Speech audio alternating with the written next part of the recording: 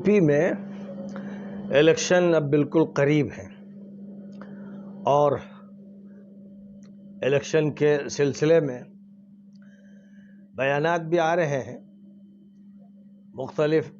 रायें सामने आ रही हैं, मुख्तलिफ पार्टियां अपना गठजोड़ करने में लगी हुई हैं। मायावती समझती हैं कि उन्हें जीत हासिल होगी, अखिलेश को ये घमंड है कि वो जीत जाएंगे, मुसलमान हैरान व परेशान हैं। मैं ये समझता हूँ कि मुस्लिम पर्सनल लॉ बोर्ड का जहाँ तक ताल्लुक़ है, जिसकी एक लड़ाई चल रही है मरकज़ से भी और यूपी से भी, उसका टकराव मोदी से भी है, योगी से भी है, और मुस्लिम पर्सनल लॉ बोर्ड के बारे में ये समझा जाता है कि वो मुसलमानों की नुमाइंदगी करता है। अब इस वक्त जो यूपी में इलेक्शन होने वाले हैं,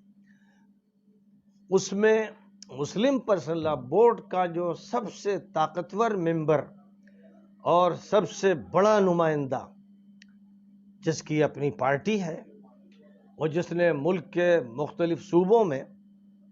इलेक्शन में हिस्सा लिया है और उसके लोग कामयाब हुए हैं, वो यूपी में भी पूरी तैयारियों के साथ आ चुका है और उसकी तरफ से यह ऐलान है कि यूपी में 100 सीटों पर वो इलेक्शन लड़ेगा। यानी जनाब असदुद्दीन ओवैसी साहब, जो मुस्लिम पर्सनल लॉ बोर्ड के सबसे ज़्यादा ताकतवर, मौसर, जुर्रतमंद नुमाइंदे हैं, पार्लियामेंट में भी उसकी नुमाइंदगी करते हैं और अवाम में भी करते हैं। और मुस्लिम पर्सनल लॉ बोर्ड का जो अजीमुशान इजलास 2018 में हैदराबाद में हुआ, उसकी मेज़बानी असदुद्दीन ओवैसी साहब ने की और ज़बरदस्त ज़ियाफ़त की। रिहाइश के भी अजीमुशान इंतज़ामात किए, बेहतरीन होटल्स में मुस्लिम पर्सनल लॉ बोर्ड के ज़िम्मेदारों को ठहराया और उनकी शाही ज़ियाफ़तें की और 1.5 करोड़ रुपया मुस्लिम पर्सनल लॉ बोर्ड को दिया। इसलिए इसमें कोई शक नहीं है कि इस वक्त मुस्लिम पर्सनल लॉ बोर्ड के सबसे बड़े मोहसिन जनाब असदुद्दीन ओवैसी साहब हैं।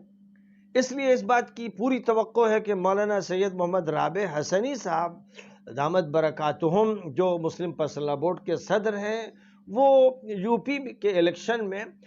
जनाब असदुद्दीन ओवैसी साहब की भरपूर तायीद करेंगे और इसका ऐलान करेंगे। मुतवक्के है कि इत्तेहादुल मुस्लिमीन को वोट दिया जाए। मुसलमानों को चाहिए कि वो मुस्लिम पर्सनल लॉ बोर्ड की तायीद करें और उसकी तायीद के लिए ये सबसे बेहतर ज़रिया है इस वक्त यहाँ के इंतखाबात में कि ओवैसी साहब की तायीद की जाए और इसका ऐलान मौलाना राबे साहब की तरफ से हो। मौलाना राबे साहब की एहसान शनासी का भी ये तकाजा है कि ओवैसी साहब ने जिस तरह पर्सनल लॉ बोर्ड को गोद में लिया और जिस तरह उसके ज़िम्मेदारों का इकराम किया और जैसी उनकी ज़ियाफ़तें की और फिर जिस तरह एक बहुत ख़तीर रकम मौलाना की खिदमत में पेश की,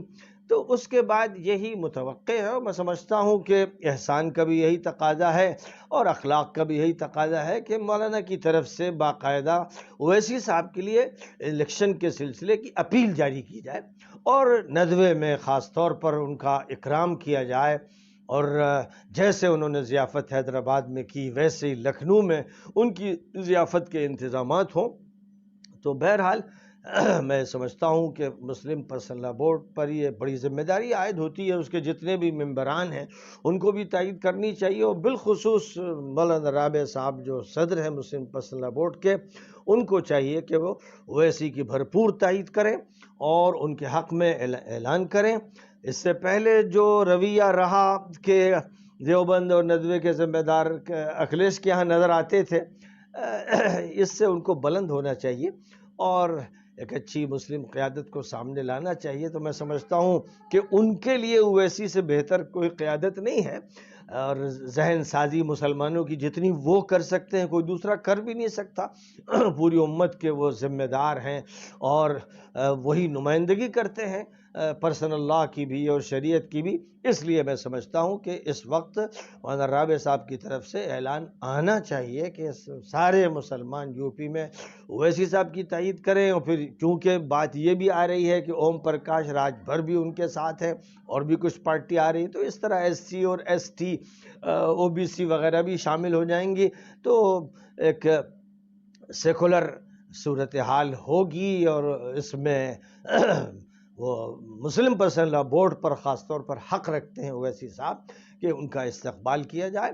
اور ان کے حق میں اعلان کیا جائے، اور یہ استقبال مولانا رابع صاحب کی طرف سے خاص طور پر کیا جائے. اس لیے